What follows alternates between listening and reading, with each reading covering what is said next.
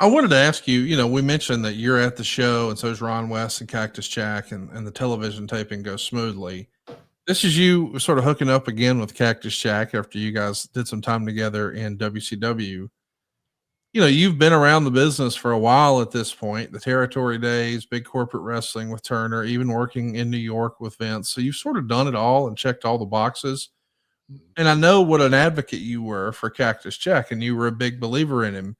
But I've always wanted to ask, like, when you find yourself working in Smoky Mountain and you're sharing time or spending time in the orbit of Cactus Jack, a guy who just quit WCW and walked away from a guaranteed money contract, he bet on himself, but he left the safety and security of a guaranteed contract. You're Mr. I got my jersey back. I got to have a jersey. I got to get back in the game. And he walked away from it. What did you think of that in 94? And what do you think about his decision to leave WCW and go fully independent with the benefit of hindsight in 2025? Well, it's not a surprise if you know Mick. Mick wanted to be happy. He had goals. He had a vision for himself, and it was just really cool stuff. I always have been a fan of Mick. I read recently where he's lost 100 pounds. Did you see that online? I did, yes. Lost 100 pounds. That's a lot of weight to lose, man. It is, man. He's putting in the work. Good for him. Yeah, he's dieting and doing I think he's working some with he's doing DDP yoga. He's doing some work in the pool. Yeah, he's putting in the work, man. I'm proud for him. Yeah, me too. He's a swell guy, good guy, and can't find a better guy. That's why I brought him back to WWE when I was in a position to help facilitate that, because he's the kind of guy you want in your locker room. He's positive. He's generally happy. He understood the business, and I just admire so many of his traits. He was willing to help young talents. He had great psychology. Lifelong fan. It's funny how you find a lifelong fan and how much they can contribute. And he kept reinventing himself. I always admired that. Kept reinventing himself. So I love Mick Foley. He's a good man. And I'm sure we haven't seen the last of him. I don't know that he's going to be back in the saddle as far as wrestling is concerned. In the ring, I don't feel that, but it might happen. You never know. But he certainly is a great character. He's a great television personality.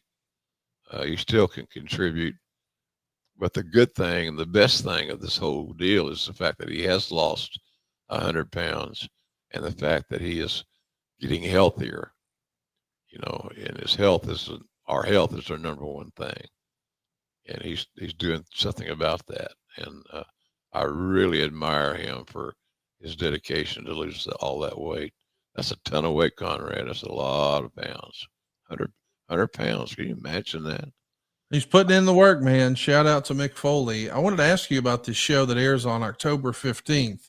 It's written about in the Observer as being a quote unquote 100% improvement, not only in announcing, but in lighting, editing, and production. They've also reduced the number of local interview segments on the show from 3 to 2. And now instead they're plugging the new Smoky Mountain 900 line, which is going to be led by you. Talk to me about what changes, if any. Did you have any fingerprints on the way television looked and felt in the new format? And what do you remember about the Smoky Mountain Hotline you can share with us? Well, I had a little bit to do with it, as a talent and giving ideas like a producer would. So I gave Corny some ideas, just brainstorming. But at the end of the day, it's his decision, and he made good decisions. Corny is a good wrestling guy. Corny had worked for some of the great bookers in the history of the business. Jerry Jarrett, was one. Cowboy certainly was one. And so Corny learned from all those guys, and he soaked all that knowledge in, and then added his own spin to it. Jim Cornette's a very, very bright guy, And in that era, he was very motivated and focused. So we had a good team there. We had a real good. Everybody seemed to get along. That was really refreshing. Let's talk a little bit about the 900 line. You know, we saw Mean Gene jump ship from the WWF to WCW in November of 93, and allegedly one of the things he works out is the new WCW hotline, and it is going to be a boon for him. He's going to be making a bunch of money on that hotline. Did you work out a similar deal with Cornette that, hey, this is working for WCW and the WWF? Why don't we do it and we'll split it? Or how does that become? That might have happened. I wasn't in a position like Gene was, smart enough to negotiate it, but I had I contributed, to say it that way.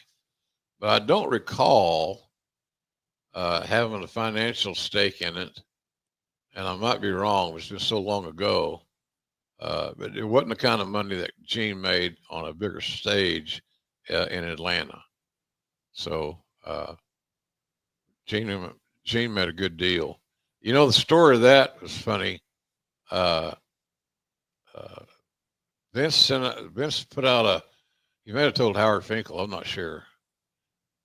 But I think Vince put out a little trailer that he's going to keep Gene. He's too valuable. And that gave WCW more motivation to hire him. It's how the story goes that I've heard. And so when Gene got there, he was very wanted and very lucrative in potentially. You know, not only his presence on television, but the hotline stuff was pretty cool. I made them a lot of money when I was there on the hotline. I think my day was Saturday, if I'm not mistaken, back in those days. And I made them a lot of money. I didn't make me any money.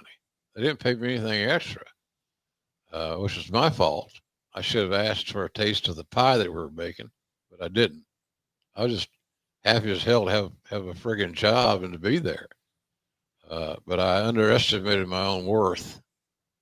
Gene didn't. And I did a version of that in WCW as well.